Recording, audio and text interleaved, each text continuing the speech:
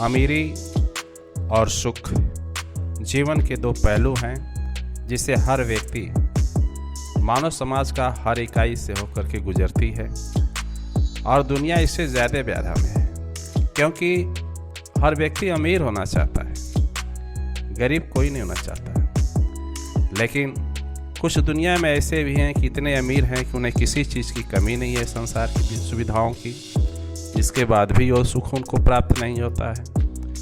तो अमीरी और सुख हमारे जीवन से ऐसे तादात्म्य कर चुके हैं या मनुष्य कर चुका है जिसके वजह से उसे सुख और शांति नहीं प्राप्त होती है। ऐसे ही दुनिया में एक व्यक्ति है, ये मैं दृष्टांत दे करके आपको इस चीज़ को प्रस्तुति कर रहा हूँ, शायद समझ में आएगा। मेरा चैनल लाइक और सब्सक्राइब न किए हैं तो कर लीजिए।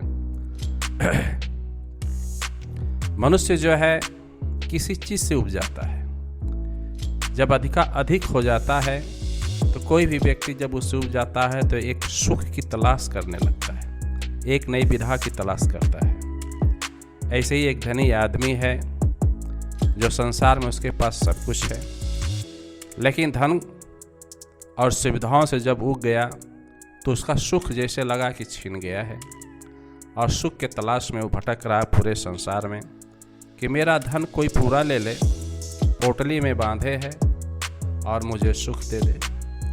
लेकिन संसार में कोई ऐसा व्यक्ति नहीं उसे मिला जो उसे सुख दे दे और उसका धन ले ले। ऐसे तो धन लेने वाले बहुत मिलेंगे, लेकिन सुख देने वाला कोई नहीं मिलेगा। चलते चलते गांव में पहुंचता है, लोगों से कहता है कि भाई मेरा पूरे गट्ठर का धन ले लो और मुझे सुख दे दो।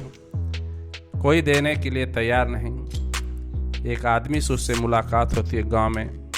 जब उससे कहता है तो कहता है कि गांव के बाहर चले जाओ, रास्ता पे वहाँ पे तुम्हें एक फ़कीर मिलेगा, वो शायद तुम्हें दे सकता है, न दुनिया में इस धरती पर देने वाला तुम्हें कोई नहीं मिल सकता।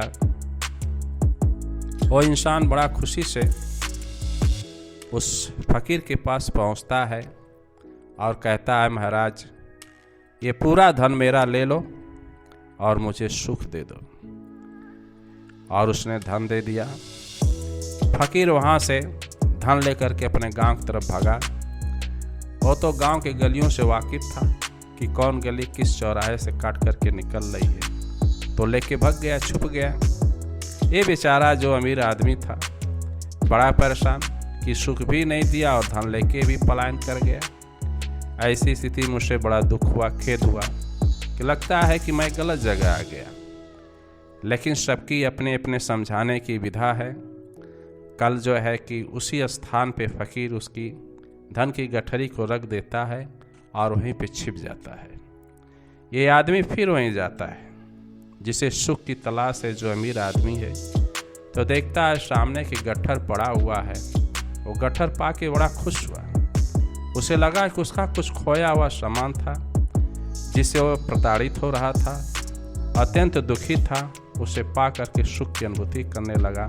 तब तक उस झाड़ी में से फ़कीर खड़ा हो जाता है, कहता है कि बताओ तुम्हें इस समय कैसा लगा। तो अमीर आदमी ने कहा कि दुनिया में जैसे इंसान बहुत सुखी होता है उसी तरह मैं भी अनुभूति कर रहा हूँ। तो फ़कीर ने कहा कि जिसको जो जितना मिला है उतने में संतोष करे और अपनी इच्छाओं को अनंत रास्ता दे दे, इच्छाओं से वो दूर हो जाए तो सदा उसे सुख मिलता रहेगा।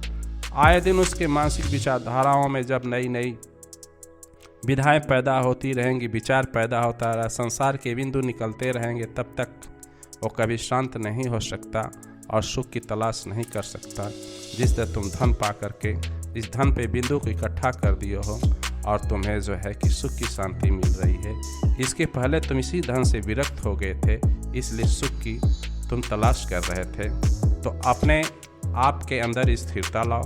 जब तुम स्थिरता लाओगे तो विचारों का भटकना, मन का भटकना, इंद्रियों का भटकना, मानों से जो तादात्म्य कर चुका है वो टूट जाता है, शांत हो जाता है और इस तरह से सुख की प्राप्ति होती है। मुझे पूरी उम्मीद है कि आप लोगों को मेरा कमेंट जरूर पसंद आया होगा। साहिब सतनाम, सभी दिव्य आत्माएं हैं, सभी को लाभ हो।